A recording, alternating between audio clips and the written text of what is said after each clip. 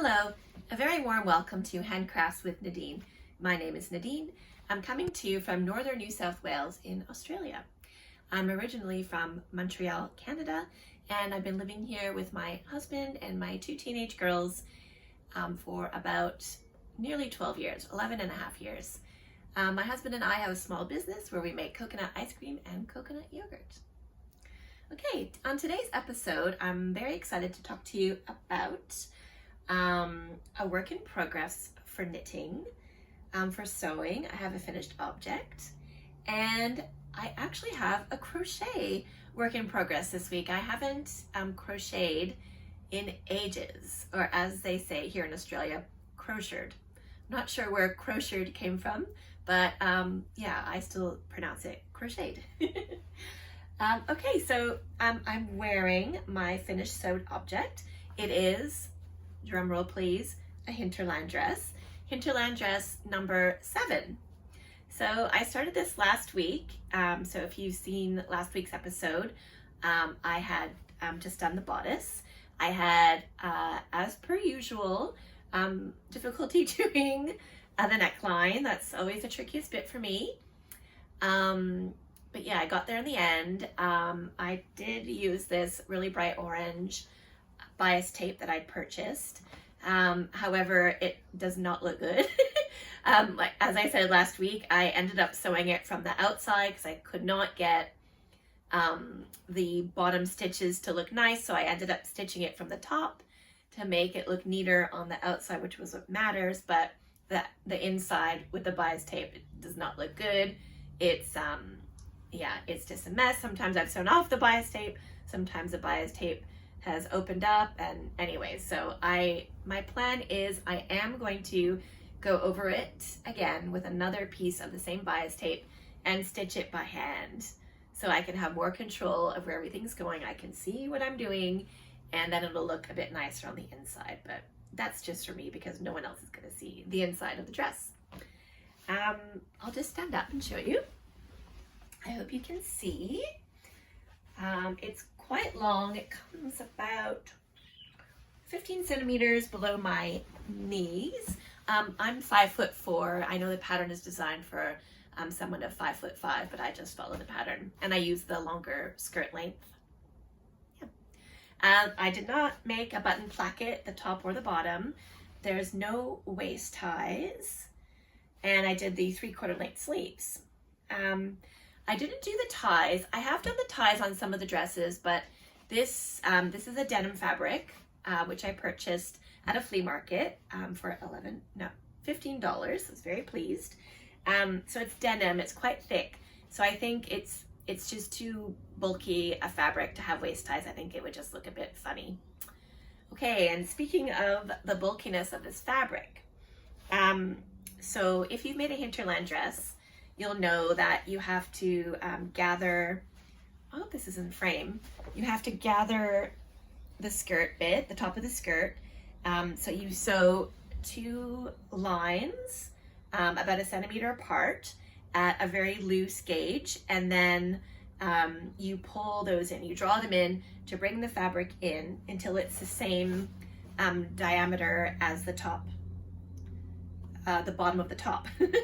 And so I've done that for all previous 6 hinterland dresses with no issue, including the other one that I made out of a denim-y fabric.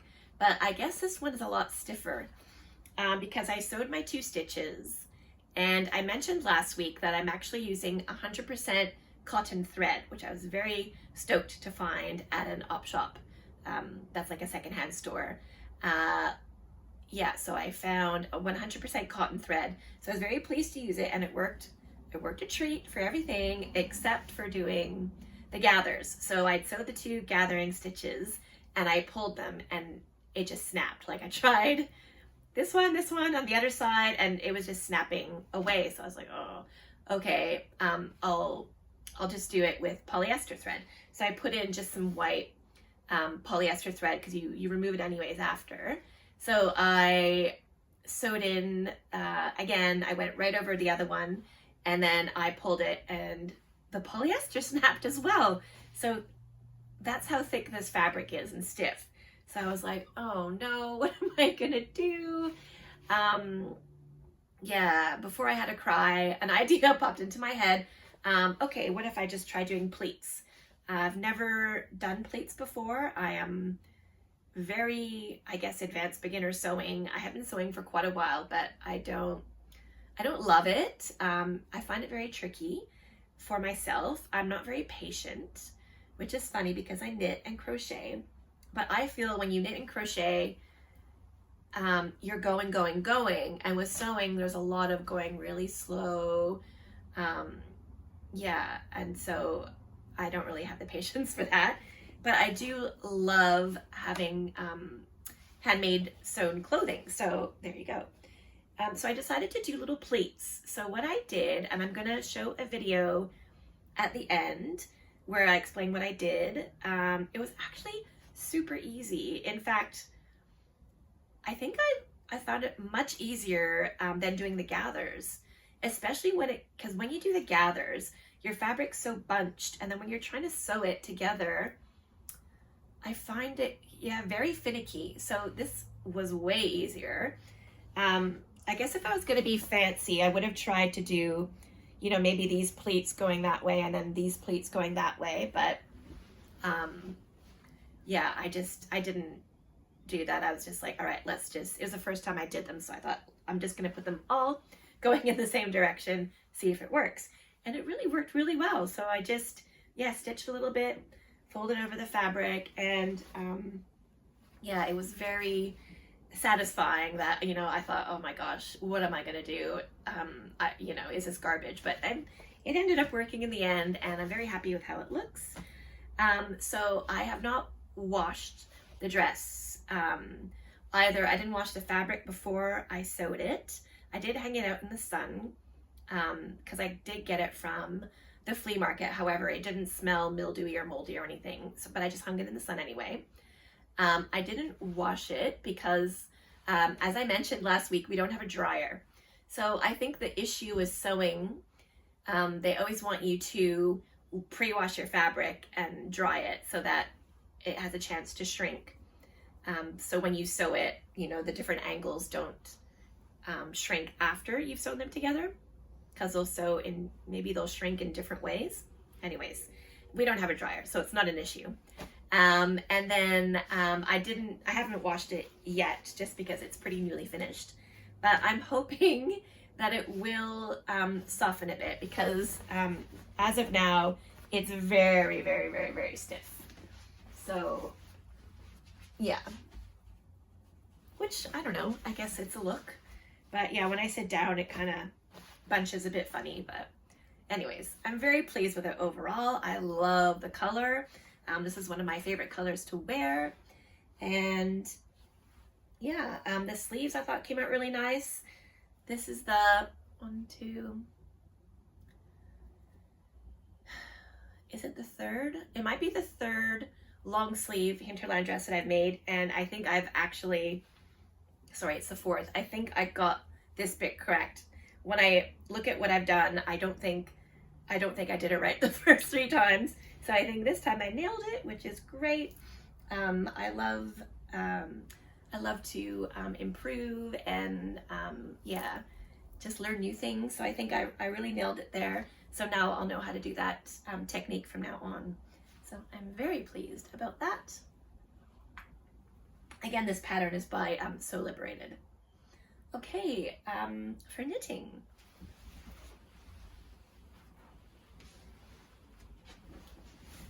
So, this sweater is for my youngest daughter. She just turned 16. And if you've been following, you'll know that I had knit her a cardigan 2 years ago, and she didn't wear it. So she asked me for a pullover. So we decided to unravel the cardigan and reuse the wool in the pullover.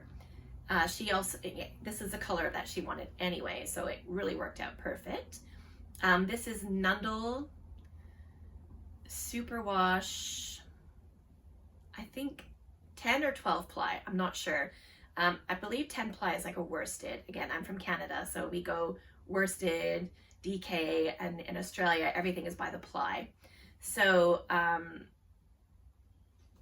it looks to me in between a worsted and an Aran, I guess. Anyways, it's undyed. So I bought that a couple of years ago, and yeah, I made that cardigan. So we've undone it. And if you've been following along, I've been I knit her sister, so my eldest daughter who's 18, so a couple weeks ago I knit her the Louvre sweater by Petite Knit, and it was a turtleneck, top down raglan. So, but that one is a DK yarn. So I kind of copied a little bit, I guess, the shape. Like I said last week, I just casted on a random number of stitches, which happened to be 70.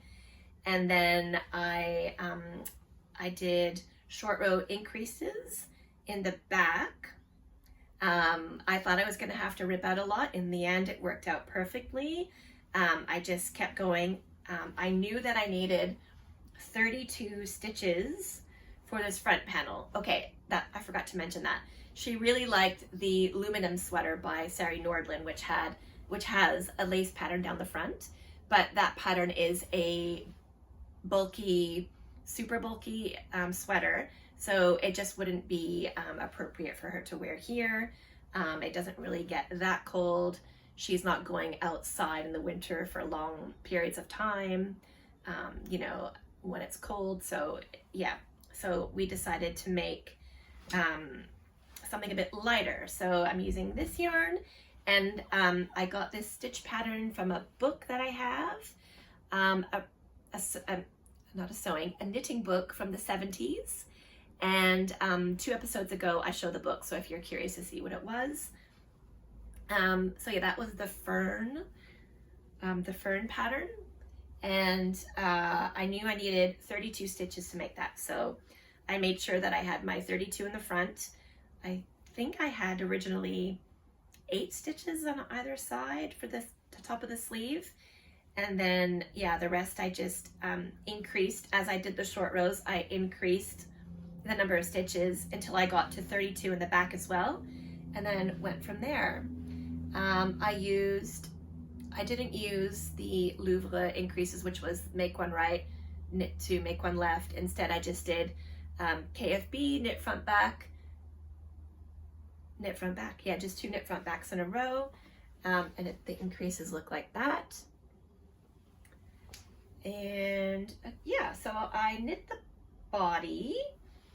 I have a very limited amount of yarn. I only have the yarn that was in the original cardigan. Plus I found a ball about half this size in my stash that was left over from it that hadn't been used yet. So I actually used that extra yarn for the ribbing on the bottom. And then I knit the sleeve. She really wanted to have a balloon sleeve, but I told her I don't think we're gonna have enough yarn.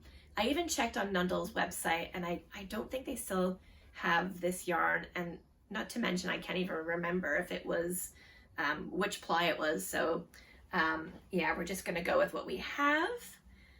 And so instead of balloon, well, I guess it's a bit balloony, I just knit it straight. I did not do any decreases in the sleeve, except the last two rows, I did a quick decrease, and then I just did 1 by 1 rib for a certain amount of stitches and cast off. So my plan is to do the next sleeve with what I have left, and then if I have a little bit left over, I might undo that and make the cuff a little bit longer, because I'm not sure if it's long enough. As I said last time, this has already been a sweater.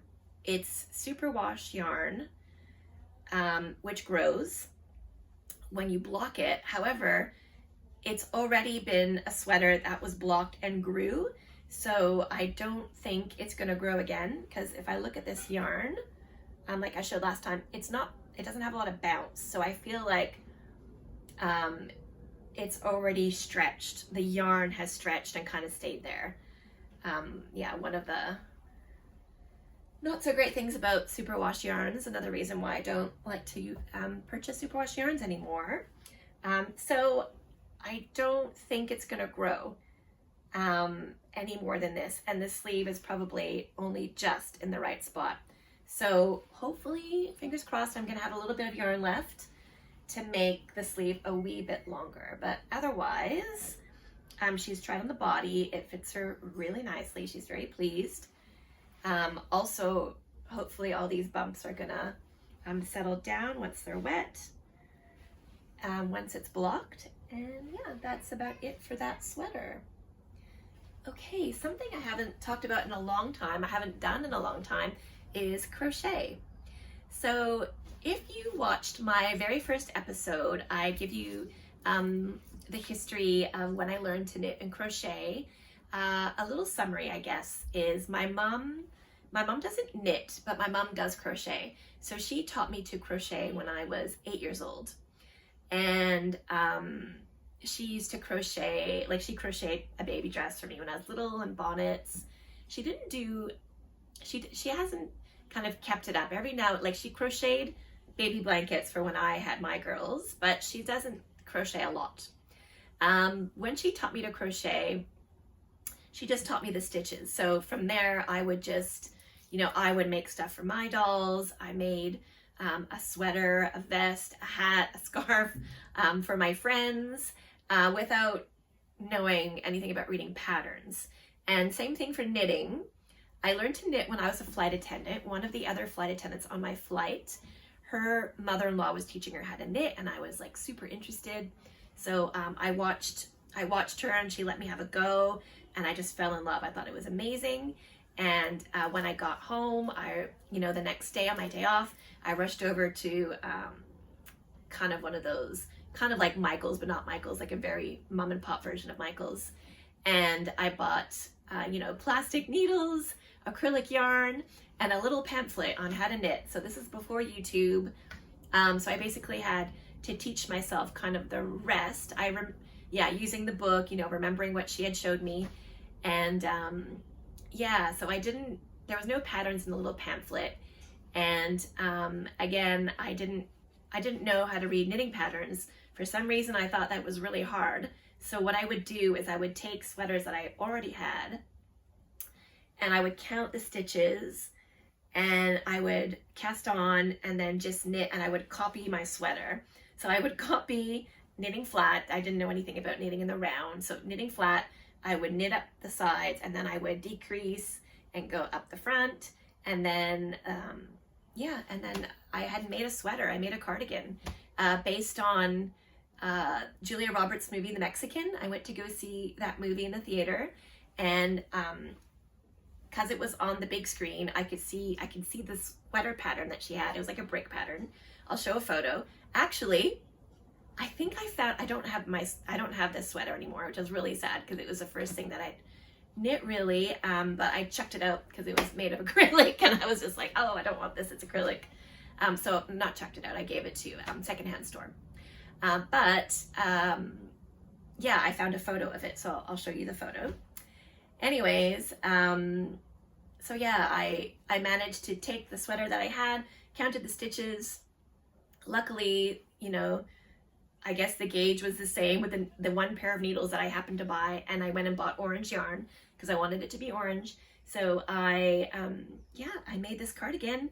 I sewed in a zipper into the sweater with yarn. I sewed it. It was so hard. I remember I just sewed like a running stitch in and out of the zipper to attach it to the cardigan, which was quite hilarious.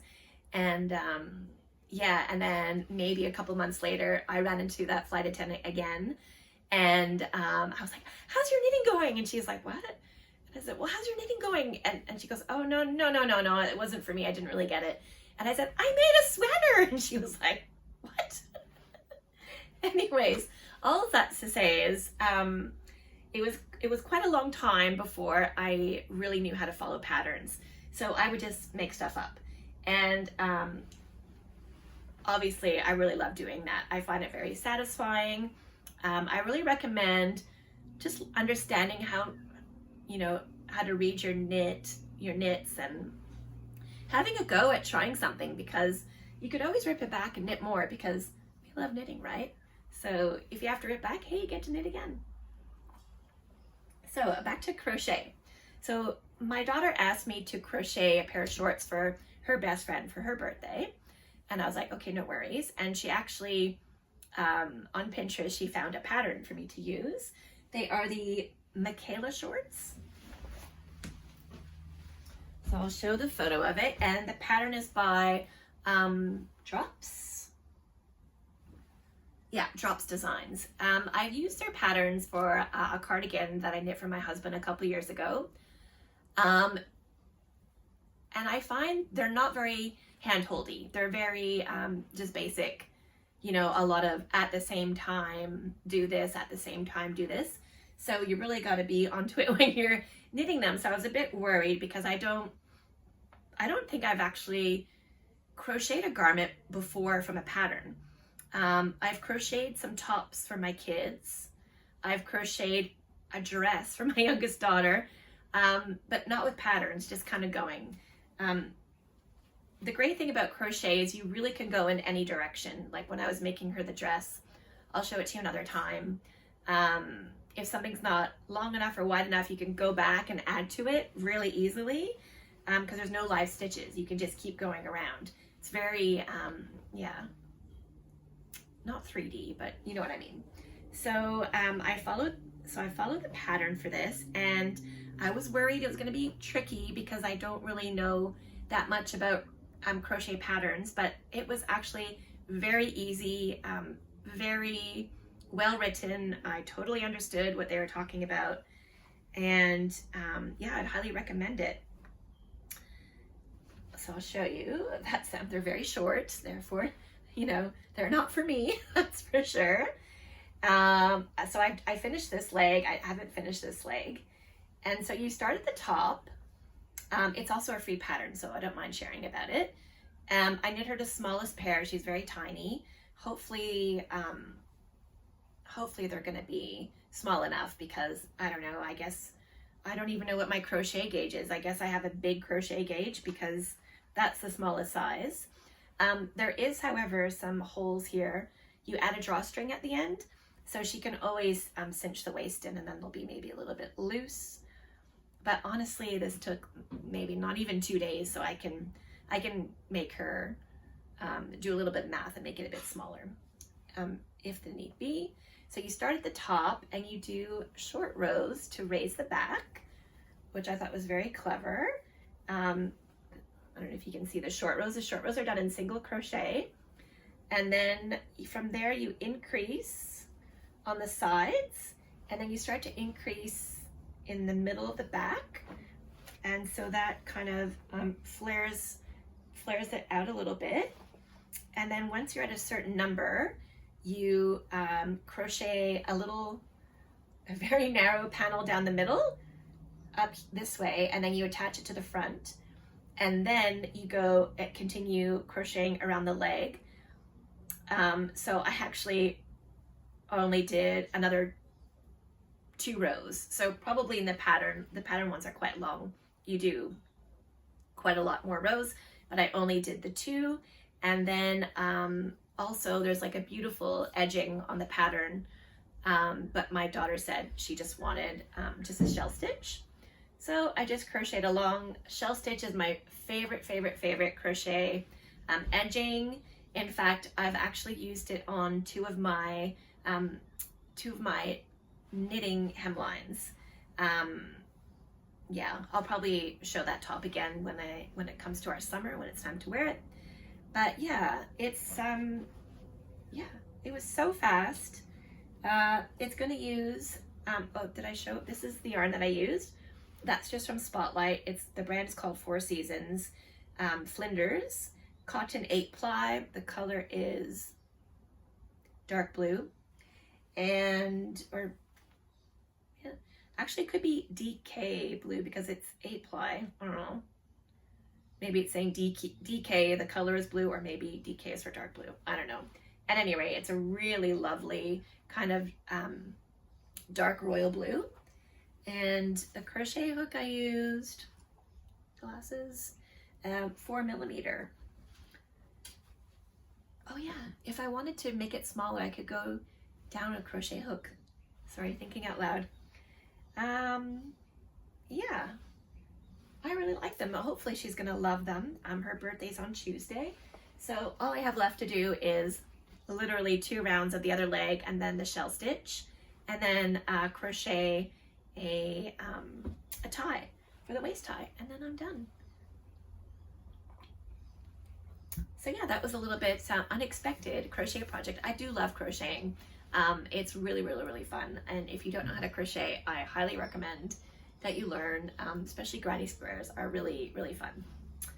Okay, I also wanted to talk about something that I've got mega FOMO. I didn't know about this, but there is a yarn festival here in Australia, actually in Bendigo, called the Australian Sheep and Wool Show. So I guess it's basically Australia's answer to the New York Sheep and Wool, Rhinebeck. Really flew out of my head for a second. So I guess it's Australia's answer to Rhinebeck, which, I mean, I can't even believe I didn't know about this, but popping up on my YouTube feed has been videos of Australian podcasters who've been going there. So I've been watching, and yeah, it looks amazing. It looks, you know, there's I guess the sheep competitions as well, sheep shearing, and then apparently there's, was it 4 or 8 sheds just full of yarn. And yeah, a few of the podcasters that I've seen have gone through the sheds and the yarn looks amazing. So yes, I really, really, really would like to go next year. And coincidentally, if you remember, we had our family come up here from Melbourne and Geelong for Christmas in July this year. So next year, it's going to be our turn to go down there. So I think it's really going to coincide perfectly with me getting to go to Bendigo.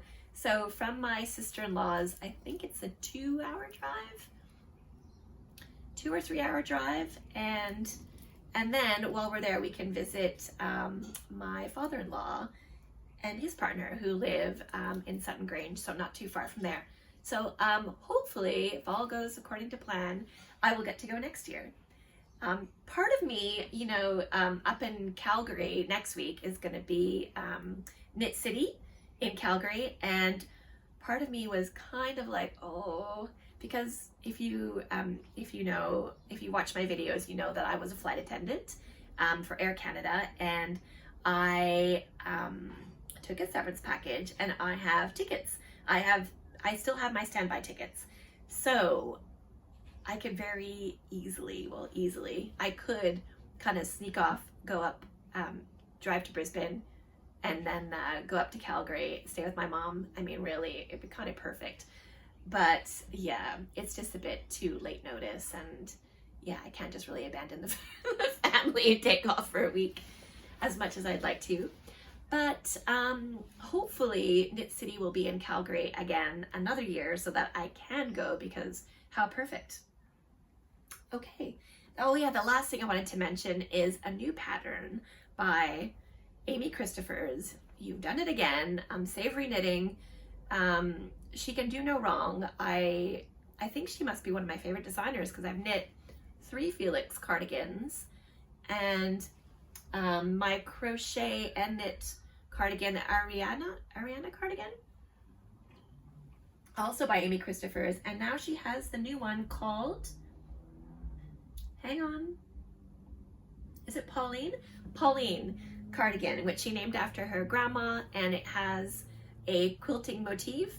This quilting motif has been popping up everywhere: pillows, blankets, cardigans, Andrea Mary's new Rhinebeck sweater, but nothing really made my heart sing until I saw this one. It looks so beautiful.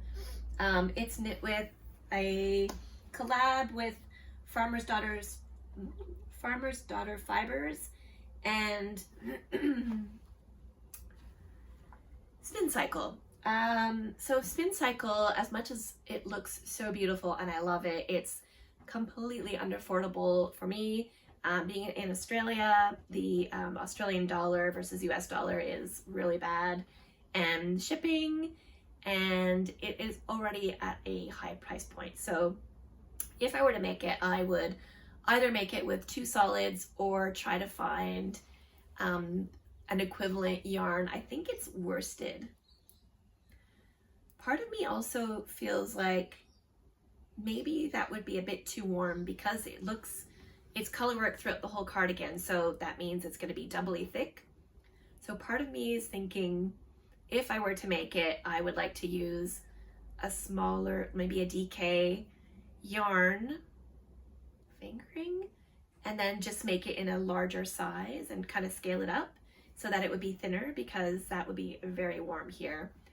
And a great yarn, I think, would be County Effect Garn. The County Effect Garn, which I use to make this shawl. How nice is this dress with this shawl? Yeah, I used it for the color changing yarn in here. That was all one ball of yarn that I bought from an Etsy shop. Yeah, I feel like that would be really nice in that cardigan, but it's fingering white yarn, so I could either try to hold it double,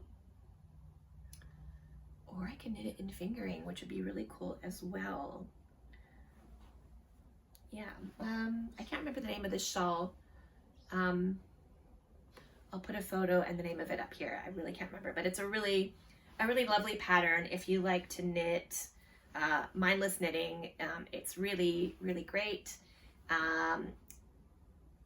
Yeah, I won't give any away because it is a paid pattern, but it's mostly knit stitches, some purling, and a beautiful lace edging, knitted lace edging. I did use whole super soft on the edging, but the rest of it is knit in County Effect Garn and a County solid. So yes, did I have anything to say else about that? I think that is it. Okay, that's it for me today. At the end, I'm going to put a little video of me sewing the pleats into my dress and how I did it, in case you're curious. In case you want to learn how someone who has no idea what they're doing has managed to make pleats in her dress. Anyways, thank you so much for watching. Thank you if you have subscribed to my channel. If you've liked my videos or have left me a comment, thank you so much. I really appreciate it. My channel is slowly growing, slowly but surely, which makes me so happy because I love making these videos. So I hope you get to make something beautiful with your hands this week, and I look forward to speaking with you again next week. Okay, so I mentioned last week that I've been using this 100% cotton thread, and I'm at the bit where you have to gather the skirt, and I did my 2 lines, and then every time I tried to pull the thread, it broke, because I guess cotton's very fragile. So I decided to go with a polyester thread, and same thing. So I'm thinking because the denim is so thick, it's just really impossible to gather it with the gather stitches. So what I'm doing instead is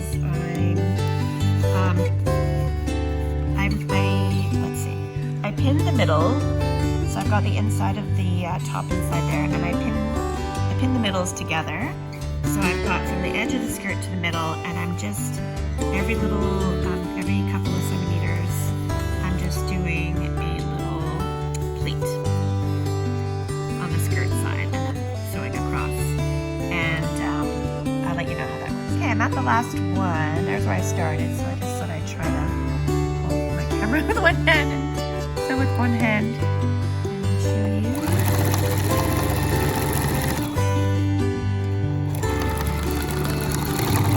And back to the beginning. Okay. Okay, it turned out really good. In fact,